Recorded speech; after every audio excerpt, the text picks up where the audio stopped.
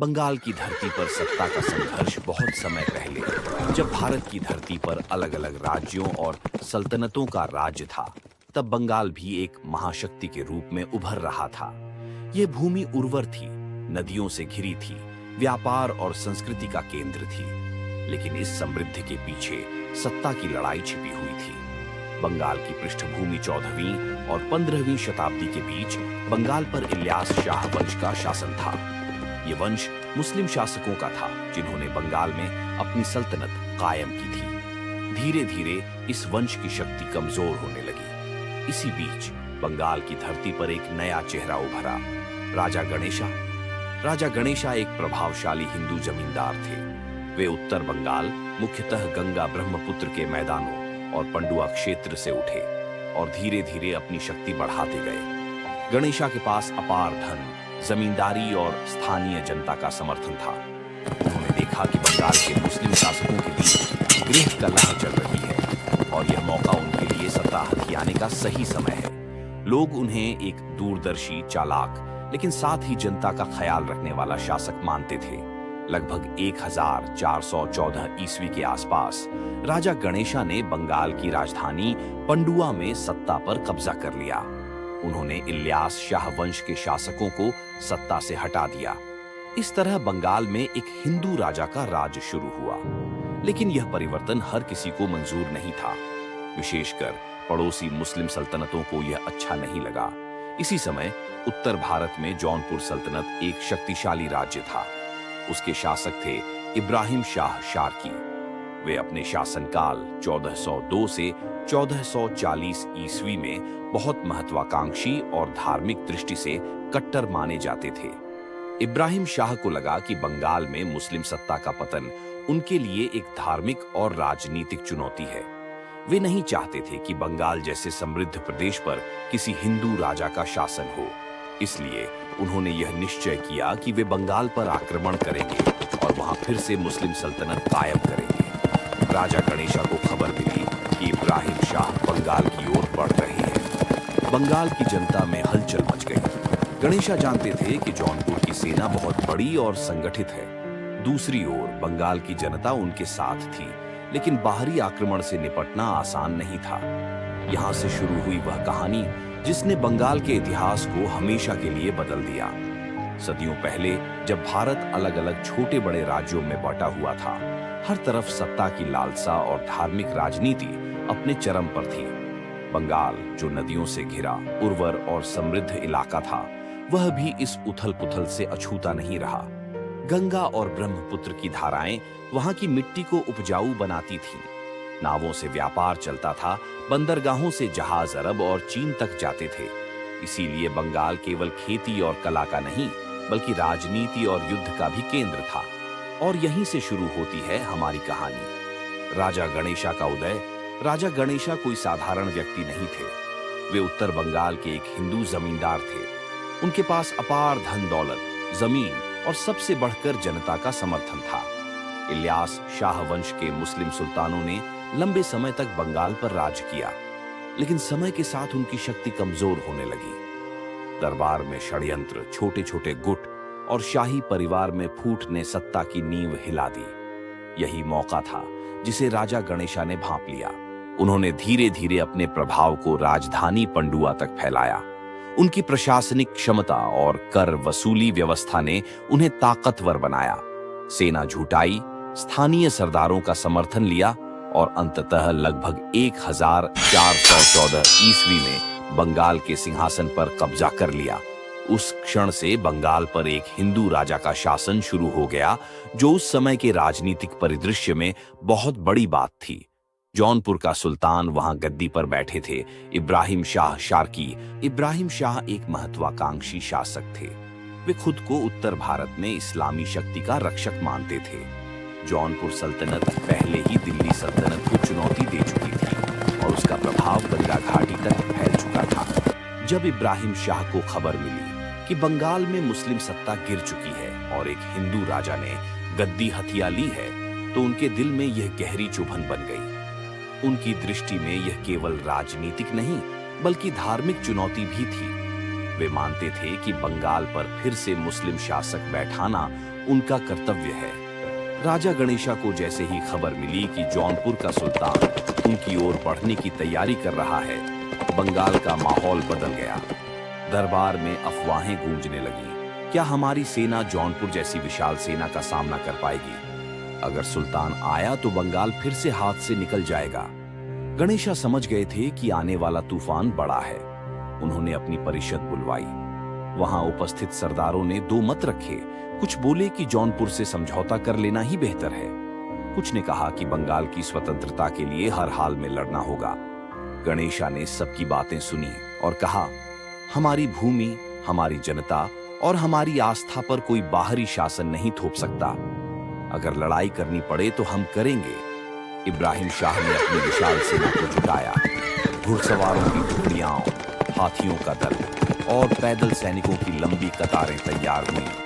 धार्मिक उलेमा और कव्वालों ने सैनिकों को जोश से भर दिया कि यह युद्ध धर्म और न्याय की रक्षा का है। जौनपुर से निकलते हुए इब्राहिम शाह ने ऐलान किया, बंगाल की गद्दी पर फिर से इस्लामी झंडा लहराएगा। जो हमारे साथ चलेगा उसे इज्जत और इनाम मिलेगा। इस बीच बंगाल के गांव-गांव में बेचैनी फैल गई। किसान सोचने लगे कि युद्ध आया तो खेत उजड़ जाएंगे। व्यापारी डरने लगे कि व्यापार रुक जाएगा। लेकिन ज्यादातर जनता राजा गणेशा के साथ खड़ी थी, क्योंकि गणेशा ने करकम किए थे और लोगों की परेशानियां सुनी थीं। दोनों सेनाएं धीरे-धीरे एक दूसरे के करीब पहुंच रही थीं। एक ओर था बंगाल का हिंदू शासक गणेशा, जिसके पास जनता का समर्थन और अपनी भूमि की रक्षा का जुनून था। दूसरी ओर था जौनपुर का महत्वाकांक्षी सुल्तान इब्राहिम शाह, जिसके पास धार्मिक जोश और विशाल सेना थी। ये टकराव केवल दो शासकों का नहीं था, बल्कि दो सभ्यताओं और विचारों की भिड़ंत थी। सन 1414 ईस्वी के बाद का समय। गंगा की धारा पर नावें धीरे-धीरे बह रही थीं, लेकिन जौनपुर की धरती पर कुछ और ही चल रहा था। इब्राहिम शाह शार्की ने अपने दरबार में ऐलान किया, बंगाल हमारी सल्तनत का हिस्सा था। वहां एक काफिर राजा ने सत्ता छीन ली है। यह हमारे ईमान और हमारी ताकत की चुनौती है। अब वक्त आ गया है कि हम उस धरती को फिर से अपने झंडे तले लाएं। दरबार में मौजूद सरदारों ने जोरदार नारे लगाए, अल्लाहू अकबर, सुल्तान ए जौनपुर की जय। फिर शुरू हुई विशाल सेना की तैयारी। हजारों घुड़सवारों के घोड़े चमकती कवच में सजाए गए। हाथियों को युद्ध की जंजीरों और कवच से लैस किया गया। पैदल सैनिकों को नए हथियार दिए गए। कहा जाता है कि इब्राहिम शाह की सेना इतनी बड़ी थी कि जब वह निकलती तो दिन में भी धरती पर धूल का बादल छा जाता। बंगाल की गद्दी पर संकट। राजा गणेशा को जासूसों से खबर मिली कि जौनपुर की सेना गंगा पार कर बंगाल की ओर बढ़ रही है। पंडुआ की गलियों में अफवाह फैल गई, सुल्तान इब्राहिम शाह आ रहे हैं, उनकी सेना अजेय है, क्या बंगाल बच पाएगा? दरबार में चिंता का माहौल था। गणेशा ने अपने सबसे विश्वसनीय सरदारों और पुजारियों को बुलाया। सभा में एक बुजुर्ग सरदार बोला, महाराज, जौनपुर की सेना हमसे कहीं बड़ी है, समझौता कर लेना ही बुद्धिमानी होगी। दूसरा सरदार गरजते हुए बोला, नहीं महाराज, यह हमारी भूमि है। अगर हमने हथियार डाल दिए तो आने वाली पीढ़ियां हमें कायर कहेंगी।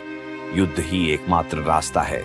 राजा गणेशा ने गहरी सांस ली और बोले, मैं जानता हूं कि जौनपुर की ताकत बड़ी है, पर क्या हमारी भूमि पर कोई और राज करेगा? नहीं, हम लड़ेंगे, हम मिट जाएंगे, लेकिन आत्मसमर्पण नहीं करेंगे। युद्ध की तैयारी। राजा गणेशा ने अपने सैनिकों को इकट्ठा किया। स्थानीय किसानों को भी युद्ध के लिए प्रशिक्षित किया गया। लोहार दिन रात तलवारें और भाले गढ़ने लगे। नाविकों को आदेश मिला कि गंगा के किनारों पर नावों की कतारें तैयार करें ताकि सेना का आवागमन तेज हो सके। गांव-गांव में डुगडुगी बजा दी गई, हर युवक युद्ध के लिए तैयार हो। यह समय अपनी धरती की रक्षा का है। औरतें सैनिकों को हल्दी और तिलक लगाकर विदा करती। बुजुर्ग आशीर्वाद देते, जाओ बेटा, अपनी मिट्टी की लाज रखना। युद्ध से पहले का बंगाल। इसी बीच बंगाल की नदियों और गांवों में एक अजीब सी खामोशी छा गई। खेतों में हल चलना बंद हो गया। बाजारों में व्यापार रुक गया। मंदिरों में घंटियां और मस्जिदों में अजानें एक साथ गूंजती, मानो लोग एक ही सवाल पूछ रहे हों, क्या होगा इस धरती का? पहली भिड़ंत आखिरकार जौनपुर की सेना बंगाल की सीमा में दाखिल हो गई। सेना का शोर, ढोल नगाड़ों की गड़गड़ाहट और घोड़ों की टापों से धरती कांप उठी। राजा गणेशा ने अपने सैनिकों को नदी के किनारे तैनात कर दिया। यहाँ पहली भिड़ंत हुई। जौनपुर के घुड़सवार तेजी से आगे बढ़े। बंगाल के धनुर्धारी पेड़ों और किलों से तीर बरसाने लगे। हाथियों की दहाड़ से सैनिकों के दिल दहल उठे। युद्ध का दृश्य भयावह था। नदियों का पानी लाल हो गया। ढालों की टकराहट से कान फटने लगे। गणेशा खुद घोड़े पर सवार होकर मैदान में उतरे। वे अपनी सेना को उत्साह से कहते, डरो मत, यह हमारी मिट्टी है।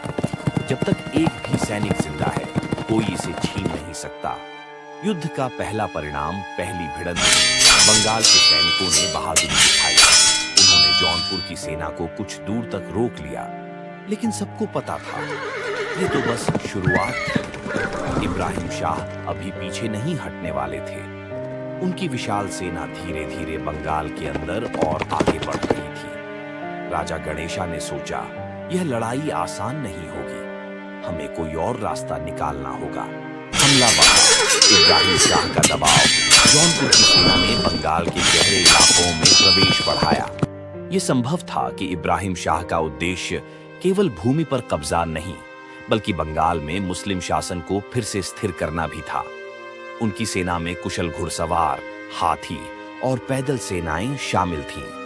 स्थानीय मोर्चों पर इब्राहिम शाह की बहुसंख्यक ताकत ने बंगाल के कई कस्बों पर दबाव डाला। राजा गणेशा की सीमाएं घुसपैठ से भरी रहीं। कुछ क्षेत्रों में प्रतिरोध सफल रहा, पर दूसरी ओर कुछ जगहों पर जौनपुर की टुकड़ियां आगे बढ़ती रहीं। ग्रामीण इलाकों में लड़ाइयां हो रही थीं। शहरों में जन आशंका बढ़ रही थी। राजा गणेशा के लिए समस्याएं दो तरह की थीं। एक, बाहरी दबाव, जौनपुर की विशाल सेना और लगातार आते हमले। दो, अंदरूनी तनाव, बंगाल की आबादी में धार्मिक विभाजन और शाही दरबार में राजनीतिक विरोध। कुछ मुस्लिम सरदार और हितधारक यह चाहते थे कि बंगाल में मुस्लिम शासन फिर से कायम हो। अंदर ही अंदर इनके दबाव से गणेशा को मुश्किल फैसले लेने पड़े। साथ ही धर्म विशिष्ट नैरेटिव भी सक्रिय थे। कई मुस्लिम शासक और धार्मिक नेता मानते थे कि मुस्लिम सम्राट की गद्दी पर मुसलमान ही बैठना चाहिए। इसी माहौल ने इब्राहिम शाह को भी राजनीतिक और धार्मिक औचित्य दिया कि वह युद्ध को धार्मिक मिशन बता सके। संतों और उलेमाओं की भूमिका। ऐसे में बंगाल के भीतर कुछ धार्मिक नेताओं और संतों ने मध्यस्थता की कोशिश की। इतिहास के कुछ वर्णनों के अनुसार कुछ स्रोतों में एक प्रसिद्ध सूफी धार्मिक शख्सियत ने स्थिति को संभालने की कोशिश की। उन्होंने राजा गणेशा और मुस्लिम नेताओं के बीच समझौते की पहल की। यह समझौता या मध्यस्थता इस तरह थी कि गणेशा के वंश का उत्तराधिकारी, उनका पुत्र, कुछ शर्तों पर मुस्लिम पंथ अपनाकर गद्दी पर आ सकता था और इस तरह जौनपुर का औचित्य कमजोर हो जाएगा, क्योंकि बंगाल की गद्दी पर अब एक मुस्लिम शासक बैठ जाएगा, भले ही वह गणेशा का उत्तराधिकारी ही क्यों न हो। ध्यान दें, इतिहास के विभिन्न स्रोतों में मध्यस्थों के नाम और घटनाक्रमों के विवरण में भिन्नता मिलती है, पर यह सच है कि उस दौर में सूफी संतों और स्थानीय धार्मिक नेताओं का प्रभाव बहुत बड़ा था और वे अक्सर राजनीतिक संकटों में मध्यस्थ की भूमिका निभाते रहे। गणेशा का सबसे मुश्किल फैसला। गणेशा के सामने अब एक कठोर विकल्प था। या तो वे खुलकर जौनपुर से टकराव करें और पूरी बंगाल भूमि को युद्ध की आग में झोंक दें, जिसमें जनता, खेत, व्यापार और शहर बहुत बुरी तरह नष्ट हो सकते थे, या फिर वे कोई राजनीतिक समझौता करें जो शासकीय सत्ता तो बनाए रखे पर उसका धार्मिक रंग बदल दे। यानी अगर उनका पुत्र इस्लाम अपनाए और मुस्लिम शासक बने तो जौनपुर के आक्रमण का तर्क खत्म हो जाएगा। किसी भी शासक के लिए यह सवाल निजी सम्मान, आस्था और कल्याण के बीच एक कठिन टकराव था। राजा गणेशा ने अपनी प्रजा की भलाई को प्राथमिकता दी। उन्होंने निर्णय लिया कि यदि इससे बंगाल की सुस्ती व विनाश रोका जा सकता है तो वे अपने वंश के लिए वह मार्ग चुनेंगे। यहाँ यह भी उल्लेखनीय है कि कई ऐतिहासिक कथाएं यही बताती हैं कि गणेशा ने वास्तविक युद्ध को टालने या उसका प्रभाव कम करने के लिए ही यह मार्ग अपनाया। पुत्र का धर्म परिवर्तन और नया शासक। गणेशा के पुत्र ने जिनका नाम ऐतिहासिक दस्तावेजों में अलग अलग रूपों में मिलता है, मुस्लिम धर्म स्वीकार कर लिया और जलालुद्दीन मोहम्मद शाह के नाम से शासक बने। कुछ स्रोतों में पुत्र का नाम जलेश या ज़ादा जैसे रूपों में लिखा मिलता है। बाद में ही वह इस्लामी नाम लेकर शासन करते दिखते हैं। यह परिवर्तन राजनीतिक रूप से निर्णायक था। अब बाबत यह कि बंगाल की गद्दी पर एक मुस्लिम शासक बैठा है। इब्राहिम शाह के सामने यह तर्क कमजोर हो गया कि बंगाल में काफिर शासन चल रहा है। कुछ मामलों में यह परिवर्तन एक समझौते का हिस्सा था, लेकिन यह भी सच है कि पुत्र ने अपनी नई पहचान के साथ बंगाल को संभाला और बाद में खुद एक प्रभावशाली शासक माना गया। राजा गणेशा ने इस फैसले के साथ अपने वंश और प्रजा की सुरक्षा का मार्ग चुना। कुछ ऐतिहासिक कथाएं बताती हैं कि गणेशा ने बाद में रिटायर होकर सत्ता अपने पुत्र को सौंप दी, जबकि कुछ स्रोतों के अनुसार गणेशा ने कुछ साल और शासन किया। विभिन्न इतिहासकारों में इस बिंदु पर मतभेद हैं। मैं इसे इसलिए साफ कह रहा हूं क्योंकि स्रोतों में कभी-कभी तिथियाओं और नामों के स्वरूप अलग मिलते हैं। इब्राहिम शाह ने जब देखा कि बंगाल पर अब मुस्लिम शासक बैठ चुका है, तो कई मोर्चों पर उनका तर्क खत्म हो गया। कुछ रिपोर्टों के अनुसार उन्होंने पीछे हटने या सामंजस्य की राह चुनी। बंगाल ने तुलनात्मक रूप से शांति पाई। जलालुद्दीन मोहम्मद शाह ने शाही गद्दी संभाली और बाद में बंगाल में पुनः सुदृढ़ शासन स्थापित किया। राजा गणेशा का वंश परिवार सत्ता के केंद्र में कुछ समय तक मौजूद रहा, पर शासकीय पहचान बदली और राजनीतिक समीकरणों का स्वरूप नया हो गया। इसका मतलब यह भी नहीं कि सब कुछ अचानक ठीक हो गया। स्थानीय गतिशीलता, प्रतिस्पर्धात्मक राजनैतिक गुट और पड़ोसी शासकों के प्रभाव आते रहे, पर जो सबसे बड़ा परिणाम था वह यह कि बंगाल ने एक प्रकार का सामरिक समझौता करके भारी तबाही से बचकर राजनीतिक अस्तित्व बनाए रखा। सब बातें सारांश राजा गणेशा, बंगाल का स्थानीय हिंदू शासक, इलियास शाह वंश की कमजोरी में सत्ता संभाली। इब्राहिम शाह शार्की, जौनपुर का सुल्तान, बंगाल पर आक्रमण कर दिया ताकि मुस्लिम शासन बहाल हो सके। गणेशा ने भारी दबाव में आने पर राजनैतिक निर्णय लिया। उनके पुत्र ने इस्लाम अपनाया और जलालुद्दीन मोहम्मद शाह के नाम से शासन किया। इस परिवर्तन से जौनपुर के पास अपना धार्मिक राजनीतिक औचित्य घट गया और युद्ध का बड़ा मंच शांत हुआ। बंगाल में सत्ता, संस्कृति और प्रशासन के नए समीकरण बन गए और यह घटना उस युग की राजनीति व धर्म राजनीति की झलक देती है। जलालुद्दीन मोहम्मद शाह जैसा कि आपने, जौनपुर के सुल्तान इब्राहिम शाह के दबाव, युद्ध की विभीषिका और मध्यस्थता के बाद राजा गणेशा को अपने पुत्र का धर्मांतरण स्वीकार करना पड़ा। उनका बेटा अब एक नए नाम और पहचान के साथ सिंहासन पर बैठा। जलालुद्दीन मोहम्मद शाह यानी बंगाल की गद्दी पर अब एक मुस्लिम शासक था, लेकिन उसका खून खानदान वही था, राजा गणेशा का वंश। जलालुद्दीन मोहम्मद शाह का शासन एक। सत्ता की मजबूती। जलालुद्दीन ने सत्ता संभालते ही सबसे पहले दरबार को संगठित किया। उन्होंने यह दिखाने की कोशिश की कि अब बंगाल में स्थायी मुस्लिम शासन है।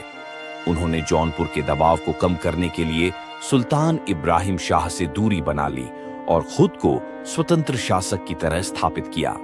2. धार्मिक नीति। जलालुद्दीन मुस्लिम शासक थे, लेकिन बंगाल की बड़ी आबादी हिंदू थी, इसलिए उन्होंने संतुलन बनाए रखा। मुस्लिम परंपराओं का सम्मान किया, हिंदू प्रजा पर अत्यधिक अत्याचार नहीं होने दिया। मंदिरों और स्थानीय परंपराओं को अधिकांशतः स्वतंत्र छोड़ दिया। इससे उनका शासन स्थिर रहा और जनता का विरोध कम हुआ। 3. प्रशासनिक सुधार। उन्होंने कर व्यवस्था को सुव्यवस्थित किया, व्यापार और कृषि को बढ़ावा दिया। चूंकि बंगाल का भौगोलिक स्थान व्यापार के लिए बेहद महत्वपूर्ण था, उन्होंने बंदरगाहों और बाजारों को सुरक्षित बनाया। 4. संस्कृति और वास्तुकला। जलालुद्दीन मोहम्मद शाह के काल में बंगाल में मस्जिदों और मकबरों का निर्माण हुआ। इस्लामी स्थापत्य का प्रभाव बढ़ा, लेकिन साथ ही बंगाल की स्थानीय कला और शिल्प को भी जगह मिली। उनके समय में फारसी और अरबी साहित्य, साथ ही स्थानीय बंगाली संस्कृति में आदान प्रदान हुआ। इब्राहिम शाह का पराजय, निष्क्रियता। जौनपुर के सुल्तान इब्राहिम शाह का सबसे बड़ा तर्क यह था कि बंगाल में काफिर शासन चल रहा है। लेकिन जैसे ही जलालुद्दीन ने इस्लाम स्वीकार कर लिया, इब्राहिम शाह की दलील कमजोर हो गई। अब सीधे हमला करने का औचित्य उनके पास नहीं रहा। कुछ छोटे झगड़े और सीमा विवाद होते रहे, लेकिन बड़े पैमाने पर जौनपुर ने पीछे हटना ही चुना। बंगाल की राजनीतिक पहचान, जलालुद्दीन मोहम्मद शाह का शासन बंगाल के लिए निर्णायक मोड़ था। बंगाल की गद्दी पर अब औपचारिक रूप से एक मुस्लिम वंश स्थापित हो गया। इसके बाद आने वाले कई दशकों तक बंगाल इस्लामी सल्तनतों का हिस्सा माना गया। लेकिन इसमें एक खास बात रही, बंगाल का समाज पूरी तरह एकरूप नहीं हुआ। यहाँ हिंदू और मुस्लिम दोनों समुदायों का सांस्कृतिक मेलजोल जारी रहा। किसानों, व्यापारियों और स्थानीय समाज ने अपनी अपनी परंपराएं निभाईं। यानी बंगाल एक मिश्रित सांस्कृतिक क्षेत्र बन गया, जिसकी छाप आज भी बंगाल की परंपराओं और जीवन शैली में देखी जा सकती है। राजा गणेशा की विरासत, इतिहासकारों में राजा गणेशा को लेकर मतभेद हैं। कुछ उन्हें एक साहसी हिंदू शासक मानते हैं जिसने कठिन परिस्थितियों में अपनी प्रजा को बचाया। कुछ उन्हें व्यावहारिक नेता कहते हैं जिसने अपने पुत्र का धर्म बदलवाकर युद्ध टालने का समझौता किया। पर किसी भी तरह देखा जाए, राजा गणेशा का नाम बंगाल की राजनीति में हमेशा दर्ज है, क्योंकि उन्होंने उस समय सत्ता की दिशा बदल दी। यदि आपको यह कहानी पसंद आई हो तो इसे लाइक कीजिए, अपने दोस्तों और परिवार तक शेयर कीजिए और ऐसी ही अद्भुत, गौरवमयी व प्रेरणादायक ऐतिहासिक कहानियां सुनने के लिए द रीगल पास्ट को सब्सक्राइब करना बिल्कुल मत भूलिए, क्योंकि इतिहास केवल पढ़ने के लिए नहीं होता। जो इतिहास से सीखते नहीं, इतिहास उन्हें बार बार सिखाता है।